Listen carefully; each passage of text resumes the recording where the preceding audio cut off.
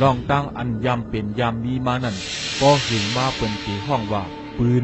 นอันเฮาเตมาเหล่าลัดในแต่เป็นปืนอันยำมีมาในเมืองอินเดียกับปานเมื่อก่อนตาอยู่สร้างกินเท่าเครือกวนเฮาในจอมหนังกับไหลปานนั่นเตไลมีผู้ปรมีใหญ่มากเกิดในกับทนสองนั่นเจ้ายามาจังไรมากเกิดตอนตามาสอนปันร่องอยู่ช่างกินเศร้าหลีเฮาเป็นตาปื้นขังตอนตาล้อก้าเลยดีในกับทนสามนั่นเจ้ากันจะหนักมันเจ้ามาเตรียมปับพระกวาขีตะเสสอนปันร่องกาและสั่งสอนปันร่องให้มอซิโยต่อกันเพื่อข้าวยามหึงมาร่องอ่ำซิโยนั่นเลยพุดออกเพกว่าเอาลองว่าตั้งซิโยนั่นเฮ็ดนาเตอเสืออ่ำซิโยต่อกันมาลองอ่ำเพ่งเป้งลองล่อผ้าและลองหยุ่มย้ำพิษจากกว่าเจ้าไหนเลยเพเตือนออกกว่ากูตั้งคือกวนจวมอยู่ในลองตั้งโกเกรับสิ่งลงนั่นย้อนเปิดลงดึมขอสั่งสอนตาเตปากแปดลองรับสิ่งลงนั่นผู้มีปรมีใหญ่จังไล่มาเกิดและปอกในผู้มีปรมีใหญ่เฮาฮิกจีว่าเจ้าพุทธะ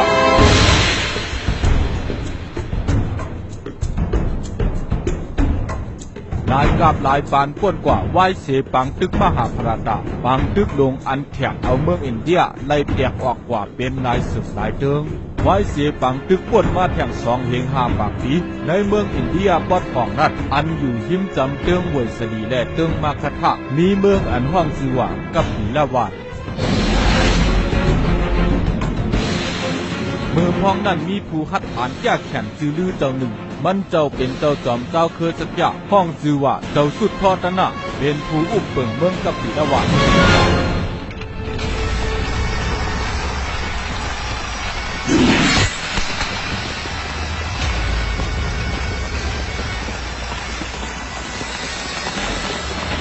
เจ้าคุณหอคำสุดทอดนะเจ้าเมืองกับปีละวานก็เป็นเจ้าปอเจ้าใต้สีขาด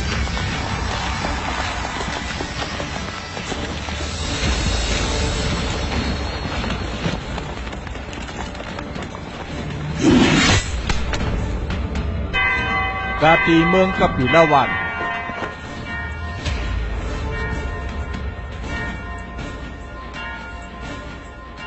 เจ้านางอ่อนเขาตึกเตห้องหาสู่อยู่ในลาสิกะไผตัวหิงนั้นไหนข่าวลีข่าวเจ้านางคุณว่าคำสุดทอดันหน้าอ่องเป้ปังตื้อเย้าเสขึ้นบอกมาวันเมืองเย้าค่ะพระเจ้าฮับกับขตึงเก่าค่ะเย้าเมื่อนางเอาเขาในกับลาดนี้เจ้านางลงเย้าค่ะไปเลยลัดค่ะเมื่อเลี้ยวมันนั่งไปอยู่ในห้องค่ะซึ่งนั้นค่ะทางแห่นตั้งกินแต่แจกเพลปันก้นยักก้นผ่านเขาเตะเอาข่าวลีอันไหนกว่าลาดนี้เจ้าปีนางก้อย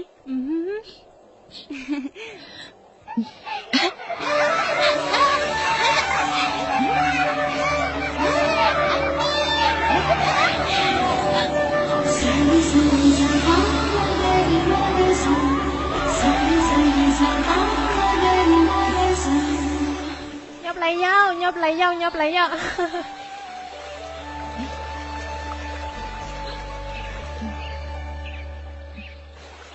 ลิวตาลูกอ่อนเจ้านั่นกว่าไรเย้าล่ะลูกอ่อนเจ้านั่นดีไรใครอยู่ก็เลยกุ้ย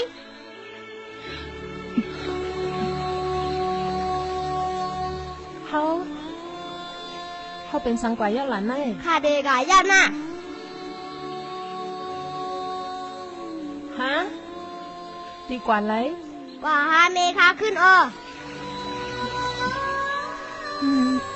กว่าแล่กล้วยกาหลานปันคอมันแก่นเย้านะใจกล้วยกาคาลืมดันมวยเย้าลานมาแล่ลานมาก่อนป้าจังเตปล่อยลานกว่าลานแล่ลานมาก่อนเดี๋ยวไล่รับตาชีก่อนเขา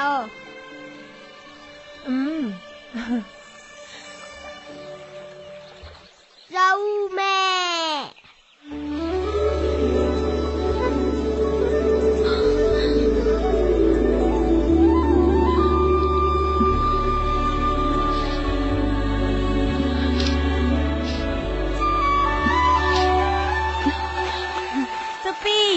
เจ้าปีเข้าไปให้ทางก่อนท่านไหนให้สั่งล่ะตีให้ทางให้สั่งล่ะเจ้าปีอำไรยินเสียงหิงท่านไหน มันเป็นหิงลัดข่าวลีอันไหนเจ้าปีอองเป้ซึกเสปอกขึ้นมาก้นเมืองกับปีเล่าวาตึกอ่อนกันมวนๆเซ่อๆอยู่ ก็ตั้งมีเป็นข่าวลือเต้ๆไอ้น้องก่อหางแค่ทักเจ้าปีลาแค่ไทยเจ้าปีมีตั้งเซอให้เจ้าปีบ่ลืมลองตั้งเฮอตีในปังตึกนั่นแหละนาง ยาวเจ้าปีเฮารู้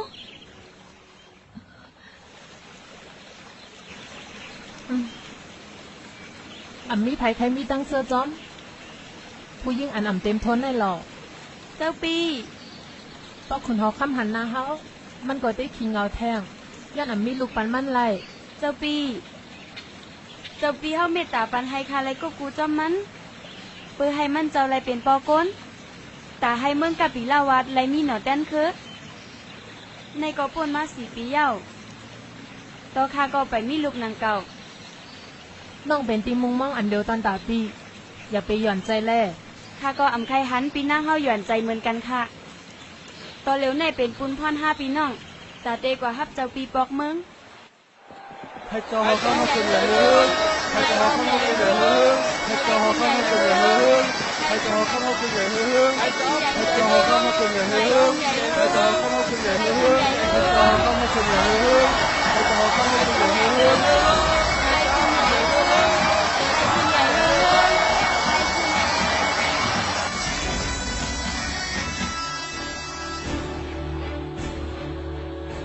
Sari sari sa ba ma ga re ma ga sa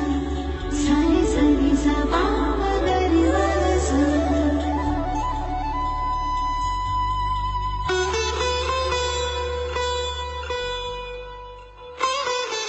เป็นหือพองล่ะต่อทอตาหน้าน้องปี ข้าวอยู่ลีอยู่ค่ะในวันเมื่อก็กัดเย็นลีอยู่ค่ะ มีน้องไปเมืองไหนปีก่อตำเสอน้องเป็นก่อนปีตำเสอให้ลุมลาเมืองกับปีละวัดเมื่อปีออกนาซึกก่อมไหลอ่อยห้อยสัง คือก่อนข้ามาเจ้าเฮาเข้าเมือง เฮ้อเฮ็ดสังแหลมปันเฮาเข้ากว่าล่ะ เจ้าเฮาเอาคู่ดอนมาบันข้าเสียก่อนข้าจังเดบันเขาเอาไหน ก็เป็นคุณหอคำเก็บขวัญปีคาวันกวนเมืองก้อยกาเก่าซ้ำเลยสร้างขวัญบันปีวดาบนี่ฮะนาย นายโคตรตอนตาลานเนอะนาย เจ้าเฮาเดี๋ยวไล่ชูกันตั้งข้าเสียก่อน ลานเดียวเลี้ยวลุงขึ้นขี้เข่งขึ้นลุงนี่ฮะนายย่า ให้ เฮ้อเฮ้ย ให้ เทวดาจะเตะ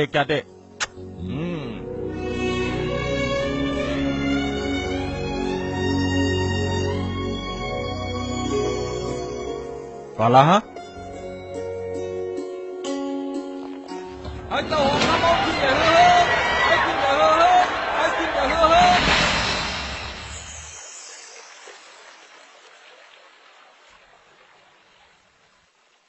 สองเจ็บค่ะหือ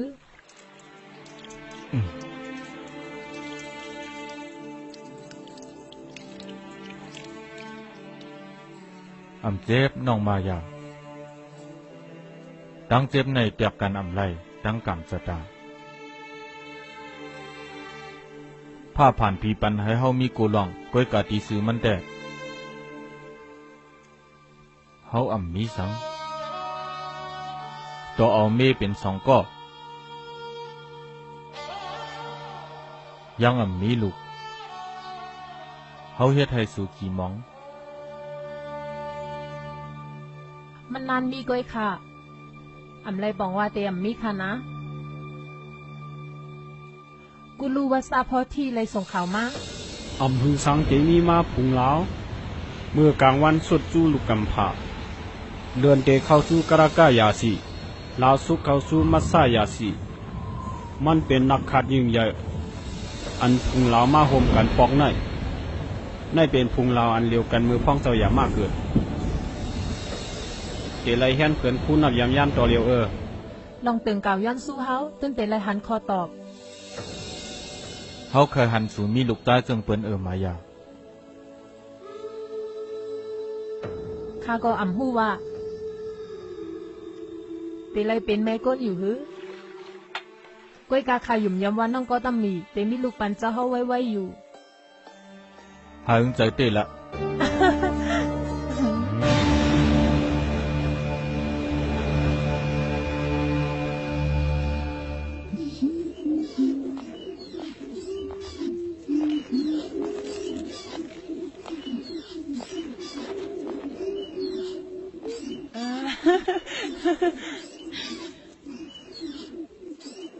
เทวดาอยู่ไรมังกลา อยู่จอมคุณหอค กำไรใจเสียอิดป้อก็แค่ทบลูกเก่าเมื่อไรก็กุมกว่าอยู่จอมนั่งมาเฮสีอำนันคุณหอคำ ำ ปน ก็ ก็ ใจมันกว่ากล้วย หืม อำเจียวก่อนนั้นเทวดาเตเลนังปลังตังคุณหอคำเป็นหนอแต้นคือว่าสีนั่นก็เป็นคุณหอคำเมืองกับปิลาวัดบ่เฮาหันเทวดานางปลังจอมคุณหอคำมือไหลก็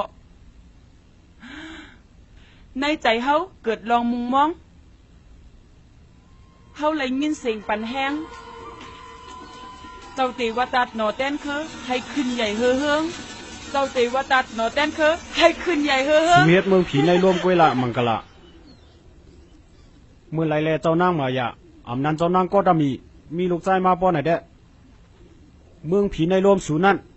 มันเด็ปักคิดตัว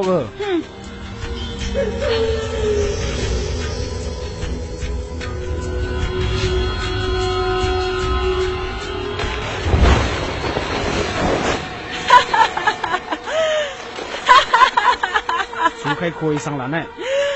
ด้วยแหละเฮายำหนกในดังยังอ่านเฮาไหลหมดดังยังอ่านแหละแหวอันเฮากลางไหนขาสองก็พี่น้องขึ้นเตอ่ำมีลูกใจไหล กูรู้ว่าทราบพอที่ตึกออกข่าวดังมาตาเฮ็ดให้มันเปลี่ยนกว่าไรตีตังเพิ่นคุยย้อนลูกปันเขา ตังเพิ่นคู่ย้อนลูกใจหน่อยฮะสูวันด้วยแหละปอทันว่าตังเพิ่นคู่เสย้อนลูกใจไหลเต้ๆแปะต่อเหลียวในก็มีคนหล่นกำพายเอาหรอกนางกามุกะอ้อค่ะ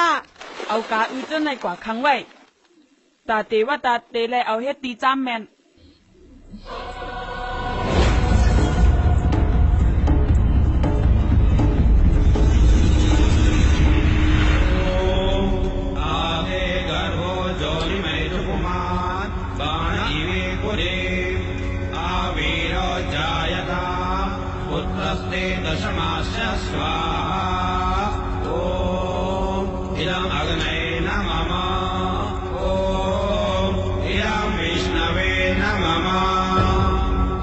เจ้าค่ะว่าเสียก่าวย่านสู้ดีผีเจ้าปอเจ้าเมียวเตชิวย่านสู้ดีคุณกลางวันผีไปเจอคือเฮาตาแกะเคไปเจอคือเฮาขาในกลางวันเตถองลงมาเฮ็ดให้หมอกโมหลงในกี आदिदेव नमस्तुभ्यं प्रसीद मम भास्कर दिवाकर नमस्तुभ्यं प्रभाकर नमोस्तुते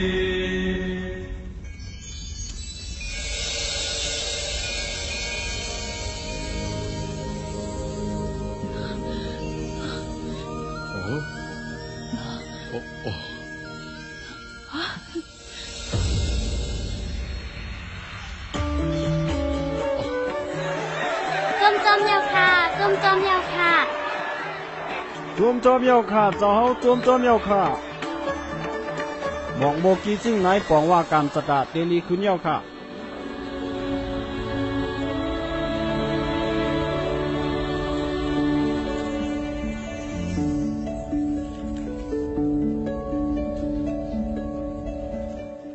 ข้าวย้อนสู้ปันให้เจ้าเขาไล่ลูกใจให้เจ้าเขาขึ้นใหญ่เฮือให้เจ้าเขาขึ้นใหญ่เฮือ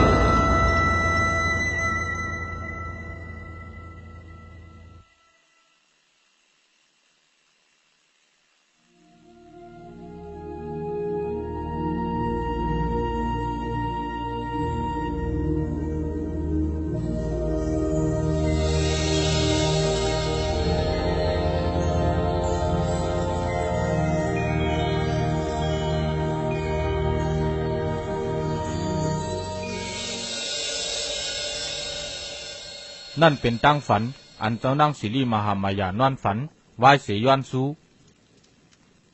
เจ้าก็รู้ว่าซาพอที่และเจ้าปุ่งหน้าเฮาเขาตั้งหลายสู่เจ้าจอยนับตอกปันลองฝันอันละอีกหนึ่งรู้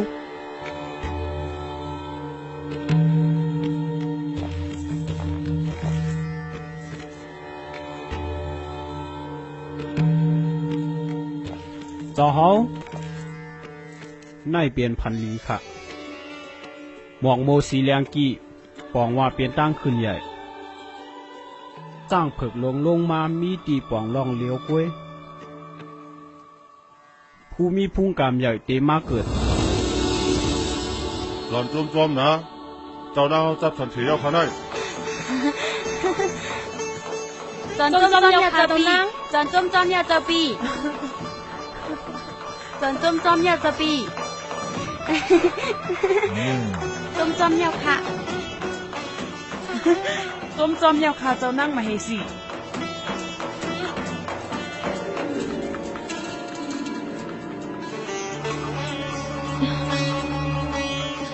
จมจอมยาค่ะเจ้าปีจมจอมยาค่ะเจ้าปีจมจอมยา อ๋อเป็นคำกล่าวนะครับ จอนจมจอมยาค่ะเจ้าปีจอนจมจอมยามอยาลงลาดว่าเจ้าปีนั่งจับสันเทียวค่ะตอนเหลียวในกับปีเล่าวัดเฮาเตมีหนอแต้นคือเย้า จอมจมจอมยาวค่ะ จอมจอมยาวค่ะกูก็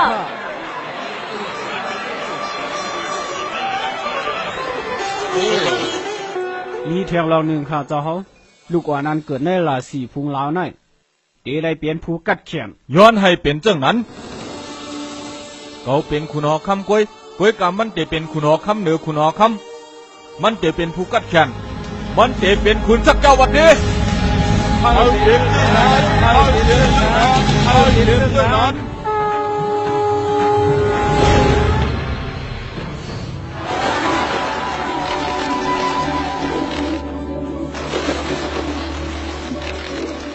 สูเฮสังหลานในสูมาปล่อยนกเข้าไปให้สังหลานใน ในอ่ำใจนกยูยูเจ้าปีมังกะละมันเป็นรองตั้งเซออันใครอยู่ในเกาะมันเป็นรองปงใจเอาไหนด้วยแหละเขากอนรอนแล้วออกพักลงอันในเย้าทากอนรอนแล้วออกตีรองตั้งขันใจลงในเย้าทามีตั้งเสื้อเตียวอ่ะทามีตั้งเสื้อทามีตั้งเสื้อเตียวอ่ะซัมปอมหัวเดเลยละจึงหือเย้า เขาหันเยาวาสู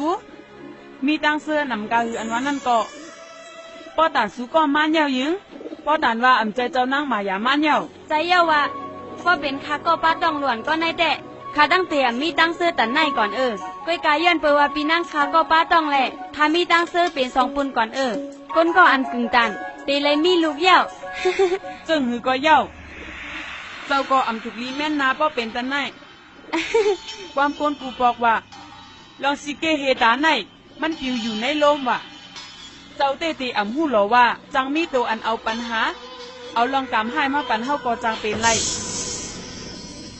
ไผวนอากูสูจึงนั้นก็ลื่นสุดมามันเตะไรตั้งอาย มุนตาหลายตาค่ะจับแกมเจ้าปีหน้ามังกะลาเฮาเยาเน่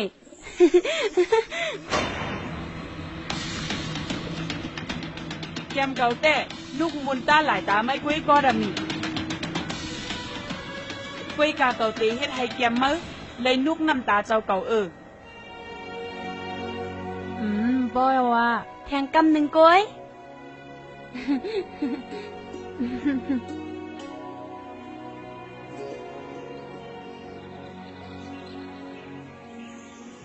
เจ้าเป็นน้องห้าเป็นแม่ห้าแน่น้องไปเฮ็ดสังปันปีแทง ถ้าเป็นพี่น้องกันข้าเฮ็ดอันถูกดีเฮ็ด เจ้าปีนั่งเฮาแต่กับไก่กันตั้งเจ้าใจอ่อนไผ่เร็วก้อยกาคากับไก่เป็นสองไผ่ก่อนนะ สองภายในนะ กับไก่เจ้าหือล่ะ พี่นั่งถ่อมนะข้าก็เป็นเจ้านั่งมาเฮซีปองว่าข้าก็เป็นเมมันอยู่น่ะและข้าเป็นน้องยิ่งปีเฮาปองว่าข้าเป็นหน้ามันปะปองว่าข้ากับไก่มันตั้งสองไผ่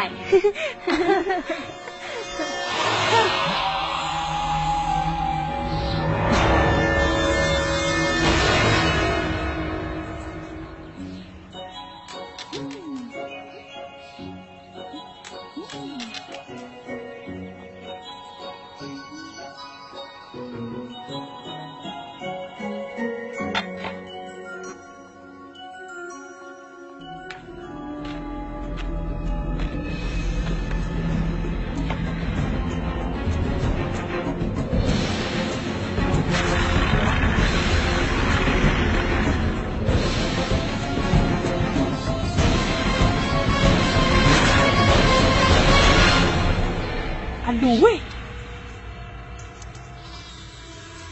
อัลโหลเจ้านางมาเฮซี เจ้าปีพังโตค่ะ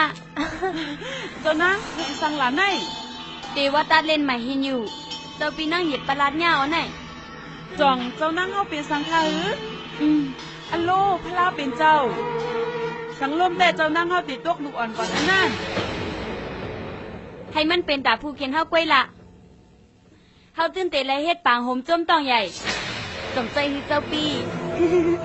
จงใจข้าหือล่ะเจ้าปีมังกะล่ะจงใจข้าหือ เจ้าเยี่ยวค่ะ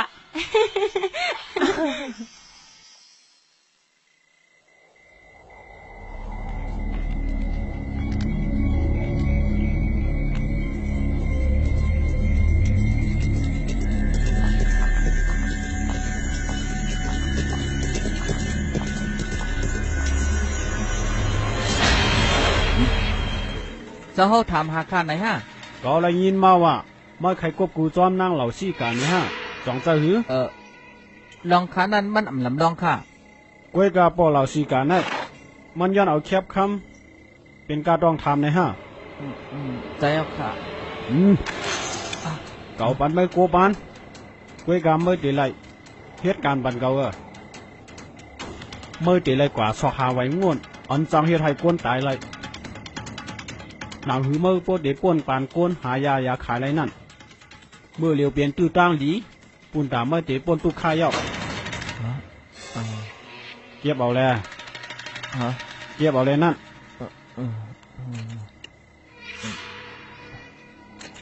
อันเมื่อเดลัยจ่วยเก่านั่นเดียเที่ยงหลายวันภายนาในเตมีปางโฮมโจมสันเทเจ้านางเมเฮสีเก่าผมใครมันกัดตื้อตั้งใน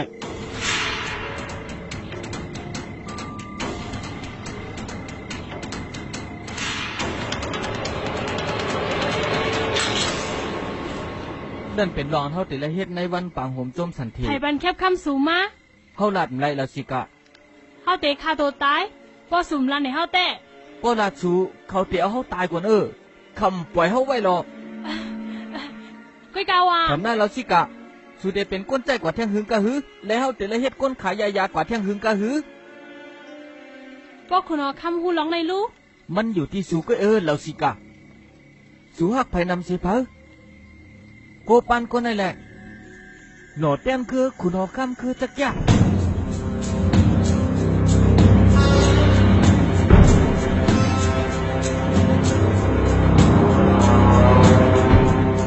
เขาก็มอกแต่เลยใส่ยามือในการกินเจ้านางมาเฮซี กูบ้านให้กูลองเพื่อใครเตะนางเงินจอมเฮาก้อยกาเก๋าเตะทักหลังจนนั่งเหมือนดีสีก็อมไล่ก็เฮ็ดยามหุ่มพันก็อมไล่เขาในมิเม็ดหลังเลยเกามาตาเสก โอ้เราสิกะเมื่อมาเฮ็ดสังกินไหนล่ะไหน เจ้านั่งมังกลาเจ้านั่งมังกลาข้ามีอันลำลองแค่ล้านในอ้อเจ้านั่งมาเฮซีมายา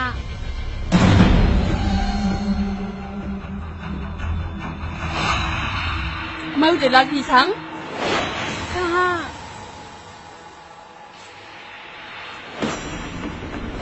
มิลองสังค่ะ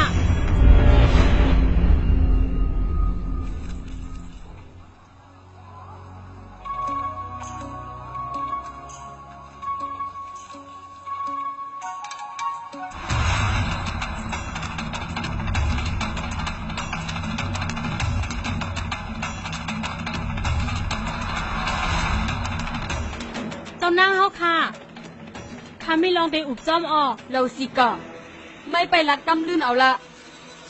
กว่าเฮ็ดได้แหละเน็ดกว่าเอาข้าวซักผีมาปั่นเจ้านางแหละเมื่อหัวเจ้านางมาเฮสิไปไล่กินสังเจมในไก่เย้ากว่าแล เ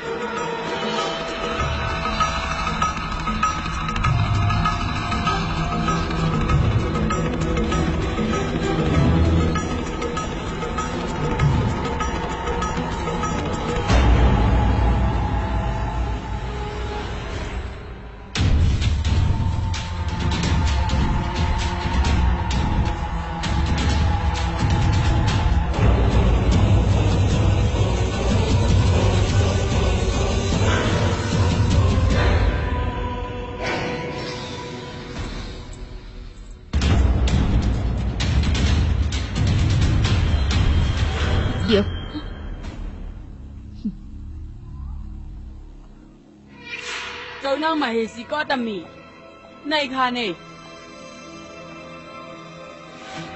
เทวตามาละให้เจ้านั่งไล่กินข้าวซักพีเซก่อน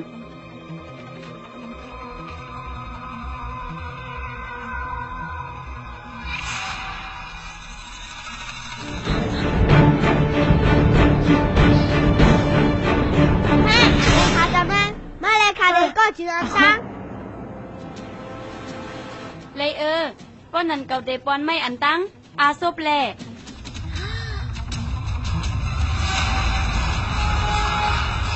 อำไรเกาเตเลยปอนเจ้าปีนั่งให้ก่อน มาพ่อบัดขาจีนอันตังขาจีนอันตัง เลย อย่าปนมันนะ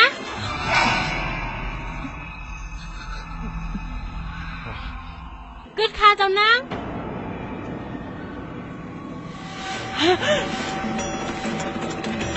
ให้ขึ้นแหละเราซีกาเวสังหลานในเจ้าหน้าเขาค่ะ ในเขานั้นมียาหมูอ่อน นี่อามือนี่ฮะ ไผก็เฮ็ดอ่ะ มียาหมูไหมฮะเป็นไผก็เฮ็ด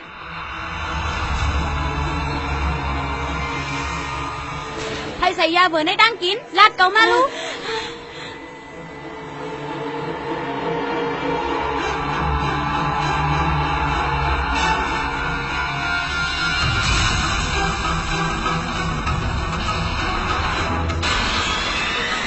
โกปัน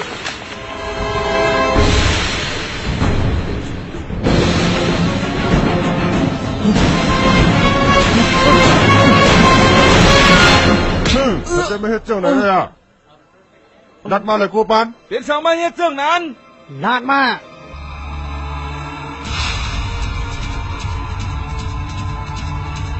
หายใจไม่เฮ็ดเจ้าไหน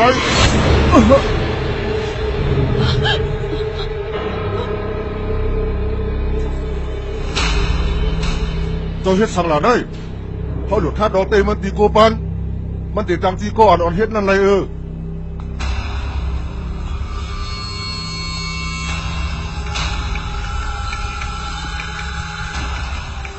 ฟังบันคานองเสียกำตีคานองไว้กาขับเรียมยอมบันพัลมาขึงให้เฮียให้สายเจอคือเอาขาดขาดเพื่อหนังพร้อมตัวหน้าจอไหนให้ตั้งพิจใหญ่หน่ะความบันคาเสียกำกะความบันคาเสียกำ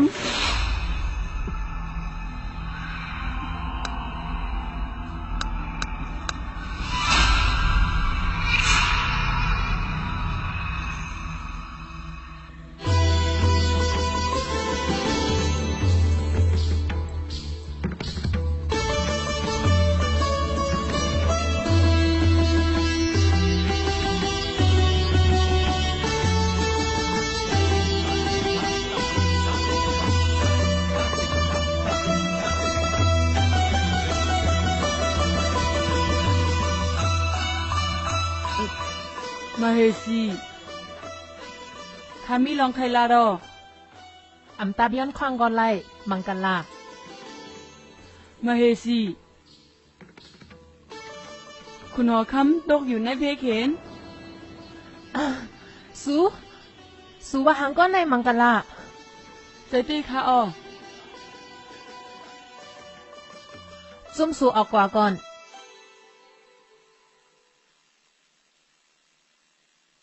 เป็นเผาลาอันใครคืนให้ต่อเจ้าปีไหน เจ้านั่นหยัง มังกันลา มาเฮซีข้าเลยยินมาว่า ลูกอ่อนก็อันเกิดไหวเลินหาไหนก็เกิดมาในเฮือนอูเขาไหนมันจังเป็นเพศตาอูเขาว่าข้าก็ยืมนางเก้าก้วยกะว่าป้อเสียไปต่างในหลักฐานข้าก็เจ้านางมาเฮซีรู้ใจข้าเต้ขยิบมือเจ้านางเอาไว้เสอำใครปันเมื่อตีเมืองเตว่าตาหะก้วยกะเมื่อในขายยอมน้อมเจ้าเฮาอันถูกลีอยู่ที่ในเสอิดค่ะเจ้านางเฮาต่ำแค่คุณอคำเลวันเมืองไหนตกอยู่ในเพเขียนอำใจข้าปุนพรผู้ยิ่งจึงเฮาไหนเตเลยเกิดแค่ก็เป็นลูกแลเจ้าผัวอำใจข้า เป็นหือก็เย้าเจ้านางเฮาเตเลยย้อนควางตีคุณอคำเลนเนตออกตีเนยเสขึ้นเมืองเกิด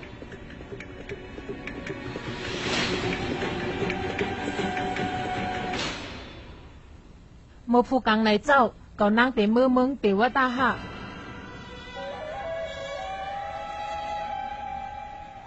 เจ้าเดือเลยเมืองตีวัตหะเลดีอำเลยมีวันปอกมากขึ้นเยอะ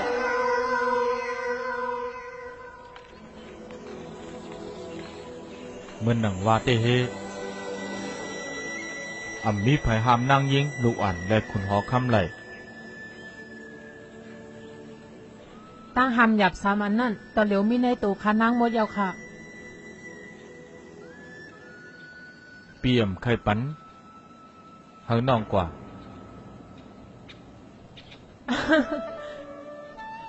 ปันค่ากว่าเซกัมค่าแกนแข็งลีอยู่และค่าก็มีตั้งเสื้อหนาทางลองหนึ่งค่าและน้องก็ตามีแต่ไรมือใจปอดใจแม่อ้อเมื่อไรยินข่าวว่าค่าเล่งลูกเย้าเจ้าปีก็มือไขคาตีเมืองเตว่าตาหาไร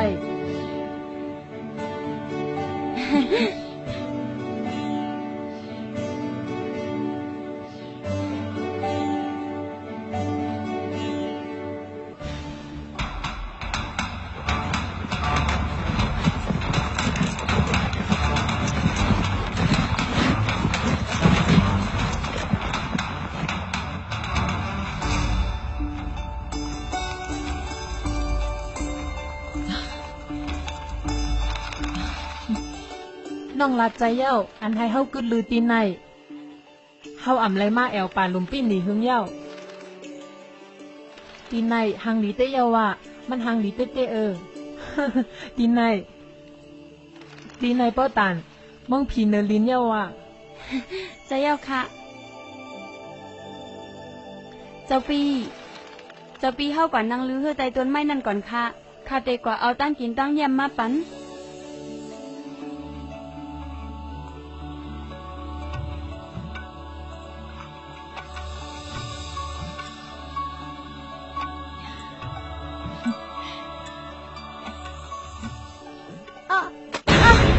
ก็ตามี สปีเราสิกาห้องไม่เก็บเสออนกันมาแหละมาตัวเฮเตเลยเจ้าปีนั่งต้องเสียเบี้ยว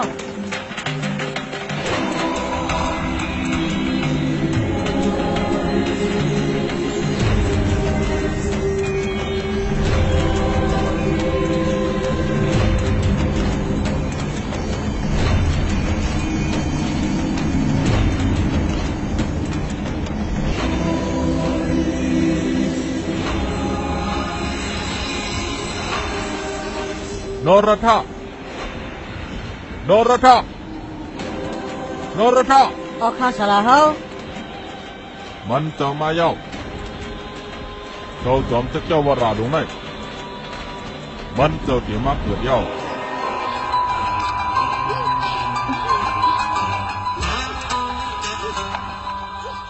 เจ้าปีใจเย็นๆค่ะนะยิบกิ่งไม่ไว้เสก่อนมันเจ้าลาดวาติมาตัวเหลียวมันเจ้ามาเย้า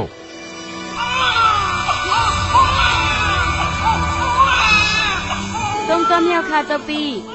จมเหี่ยวค่ะเป็นคนใจค่ะอ้อโอ้เจ้าผู้ยิ่งใหญ่หลงข้าโจมซื้อตีเย้าอันผู้ยิ่งใหญ่หลงมาเกิดในโลกานายสลาเฮาได้สังอยู่ค่ะสลาค่ะเมืองอินเดียกับปีละวัน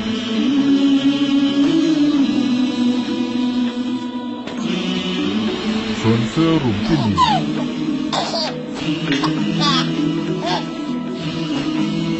ทางหลุยเตียว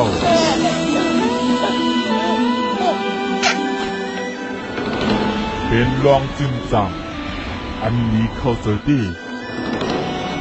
ข้ามยำหันลูกอ่อนตีไรลีฮักว่าตันน่ายได้คารูมันบ่ยุ่งจ้าคันเน่ก็คุณหอคำในหันมันเจ้าเต้คุณหอคำติดจมจ้าคอเน่เรากำนี้ที่นรธา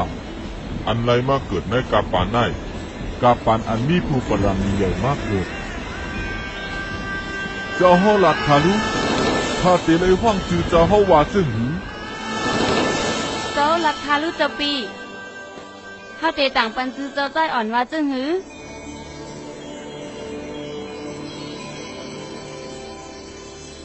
สิทธัตถะ พุทธะ आरंभ हो